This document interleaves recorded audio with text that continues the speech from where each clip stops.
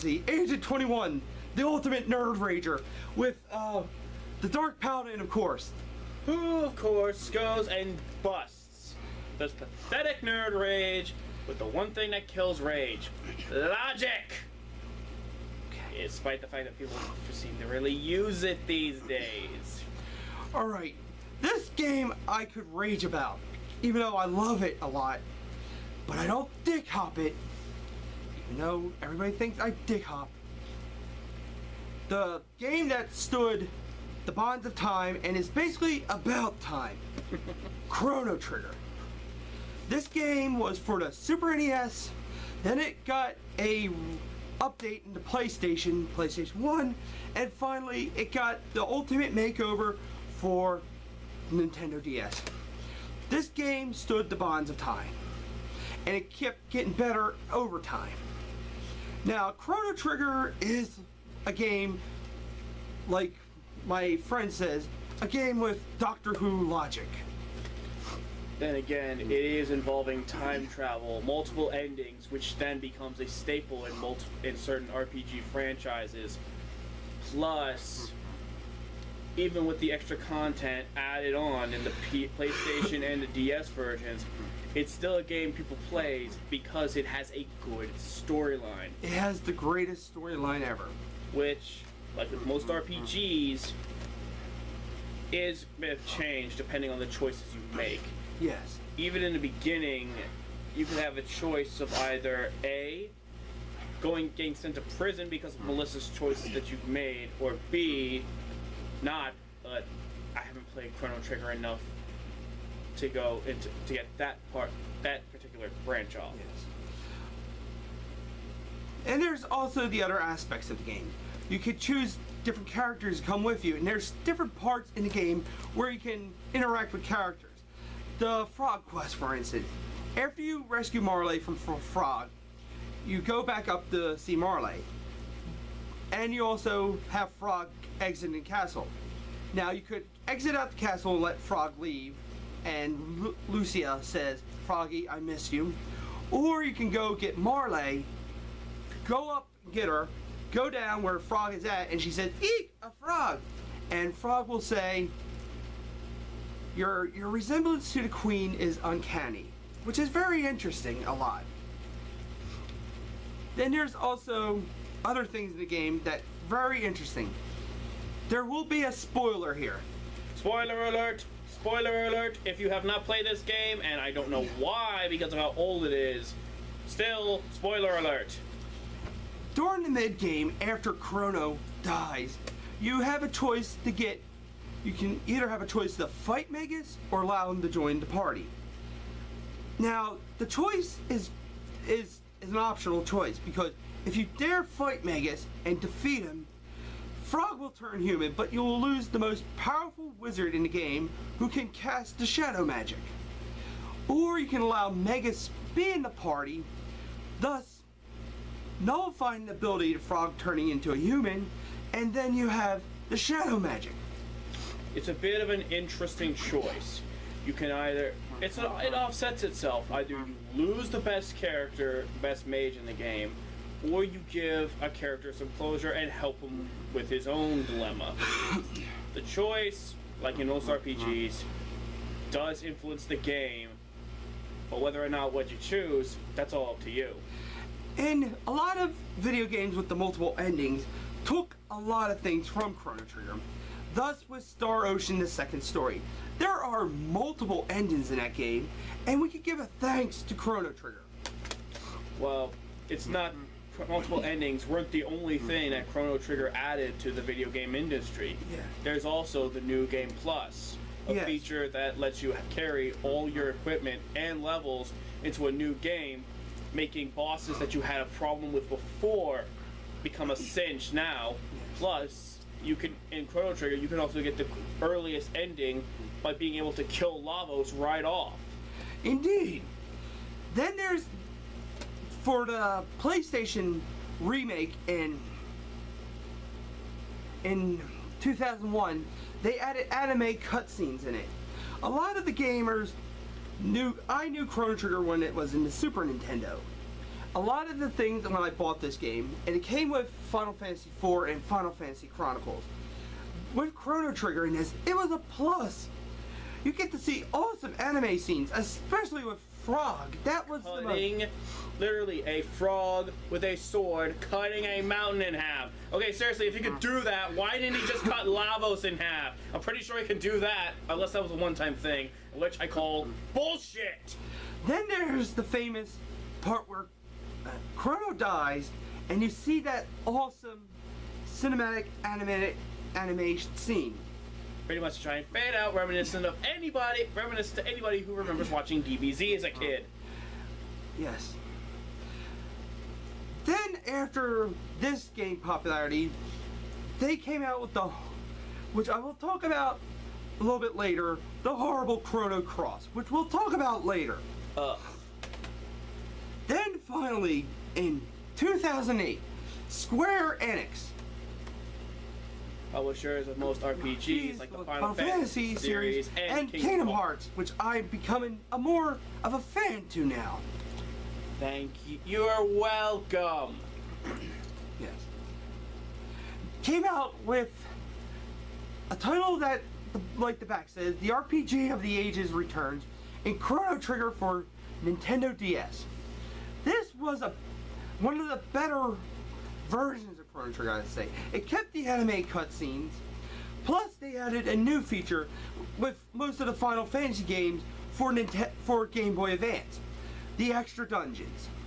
The extra dungeons were awesome, plus it gives you a optional boss battle, which will give you Magus' true closure in the game. Which we will not spoil it for fans out there. The good thing, because it is pretty sweet. Yes. Bittersweet, but sweet. But it has... In the original Chrono Trigger, there was 10 endings. During the PlayStation and DS revamp, they gave us the 11th ending, which made ties to Chrono Cross a lot, which I still don't call the true Chrono Trigger sequel. Then, after Chrono Trigger for the PS1 came out, we got the most abomination, which I do not call the true Chrono Trigger sequel, which is Chrono Cross. And here comes my part. Honestly, why people gonna bitch about if a game doesn't live up to its standards? Yes, people call it abominations or they hate it, but that's because they put it at a standard for the other game. For Chrono Trigger, yes, it's a very good game. Hell, I enjoy it, but when you set a bar that high, how do you expect other people to be able to reach it? Honestly, it's kind of stupid. But the thing I have to be raging about is a lot of things in Chrono Cross never tied up to the game. A lot of it was with Chrono. We never knew what happened with Chrono in the game. We knew what happened with Luca. Basically, Chrono Cross was more of Luca's story. Thus, we never know what happened to Chrono and Marley, who is Princess Nadia. We never knew what happened to their side of the story. Or with Robo, or we knew what happened to Frog. We got closure with Frog. He became, which will be a spoiler. Spoiler alert! Frog became human again. Glenn, of course. Then there's a bonus character you can get. One thing I loved about Chrono Cross was the multiple characters. 32 in all, plus the bonus character. Now the bonus character is Magus, believe it or not. A villain returning as protagonist. Yes, and that has been done before. And that will go into the optional battle, which they did a lot with Chrono Trigger when they did Chrono Cross came out. They did it with Chrono Trigger with that optional battle thing. You had to fight Lavos again with Scala imprisoned in it. And now you said this was an optional boss, as in it's not tied to the story in any way. It's just an optional challenge for the player to have, right? Yes. Well, RPGs have always had big, giant, extra bosses. Anyone remember Yzmat? Yes. That annoying son of a bitch that takes over so long to kill! My God! Sephiroth didn't have this bad, wasn't this bad! And I know you Kingdom Hearts 1 players know exactly what I'm talking about. Yes. Jesus! But at least I don't have to go to the Ice Titan. Oh, at least Ice Titan, all you had to do was use a fire keyblade, spam Firaga, keep yourself alive, and you're done. Sephiroth, you had two extra HP bars that you couldn't even see, and you thought that when I first fought him, I thought the game was glitching. But no, he has 8. And the problem is, Kingdom Hearts 1, the max life bar that they had colors for was 6. Of course. Oh, what the heck? Now comes my fact. Should Chrono Trigger get its true sequel? Now, of course, I will say yes, it deserved its true sequel. It deserves a good sequel. It deserves to get another game made of the series. Hell, if they can do the Mana series a lot, they can revisit Chrono and go back in time and make the magic they did with the Super NES. You gotta admit that. If they can make the Mana series, they gotta make a Chrono Trigger. I'm not gonna lie, but there's only one problem with RPGs like Chrono Trigger: the multiple endings. Out of all those multiple endings, if they make a sequel, they basically have to take one of those and make them the proper ending. And that's an annoyance, because there are multiple endings that a fan is going to get pissed off about no matter what. Whether it's the Magus ending, which some people probably don't like Magus, and he's the villain, that's going to be a given. Or they could pick any of the other endings, and either way, they're treading on thin ice, because someone's gonna get pissed off about something. And that's why it's hard for especially game developers to make sequels to games like Chrono Trigger, because the endings make it a problem, and that set the bar so high that are gonna be that's what's screwing it over. Yes, indeed. Yes, and it would be atrocious if we got a sequel game to Chrono Trigger that stunk more like a game that got a sequel but was horrible. Oh.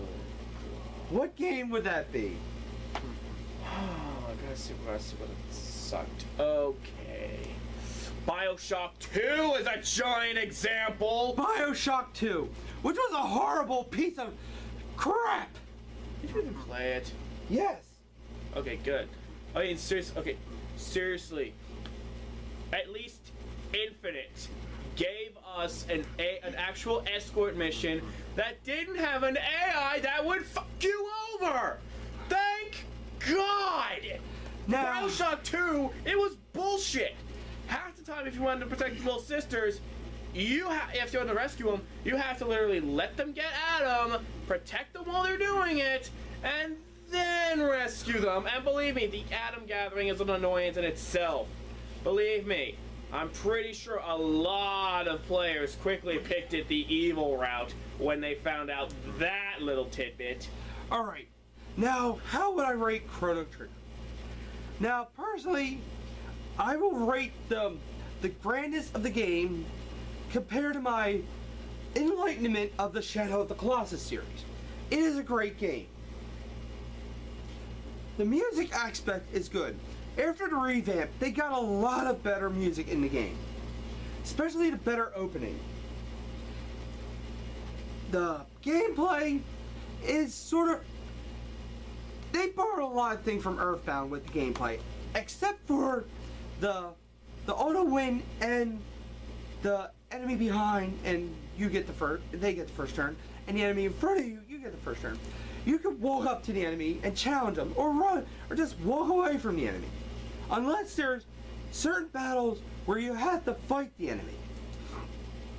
The character classes are neat. We have Chorno, a samurai, not Princess Nadia, aka Marley, an archer. Luca, the technician, who's has weapons of futuristic qualities. We have the frog, who's a knight. A robot Which speaks for itself. Yes. The cave woman who uses barbarian style techniques. She doesn't use weapons. She uses her freaking fist. In other words, we have Chrono, who is a classic swordsman. We have Frog, who is a more noble knight. We have the archer, the technician. We have the monk or fist fighter, depending on what RPG you're most familiar with. And finally, we have the robot. Then there's the optional character, Magus, who fights. A mage. It's never an RPG without a mage in the party. It never is. And the best weapon Magus has used, and I gotta admit, it is freaking epic. It's a freaking scythe. Yes. And yes. And it freaking fits the game too, because a scythe cuts time almost. Although, actually, that's almost incorrect. The scythe, in this aspect, isn't actually a tool of Father Time or the Grim Reaper, because Father Time, he controls time as it passes, and the Grim Reaper comes for you when your time is up. Yes. So, what kind of rating should we give Chrono Trigger? How many stars? Personally, at a ranking out of 5, let's see. It's actually top-notch gameplay, which, remember, it was before restricted by the NES and has only gotten better over time. Music scores, once again, broken by the limitations of the NES. SNES. The SNES, my apologies. Then we also have the extra that kind of extra content that the revamps later give it. I would have to honestly give it, despite the fact that there are multiple endings that are just I have to give this game a 4.5 out of 5. Same here. There is a lot of things I hated about the game also. Oh, and a lot of it done to the racing part. That part really was a pisser. It was. And there was not a lot of NPC interactions, like in the Final Fantasy series. That's the thing. I mean, technically you are time traveling. It probably went with the theory that if you talk to too many NPCs, it's like going a sign of thunder, stepping on a butterfly, and I don't know. I don't know why they didn't put too many NPC interactions, but it's time travel. They probably figured some kind of reference.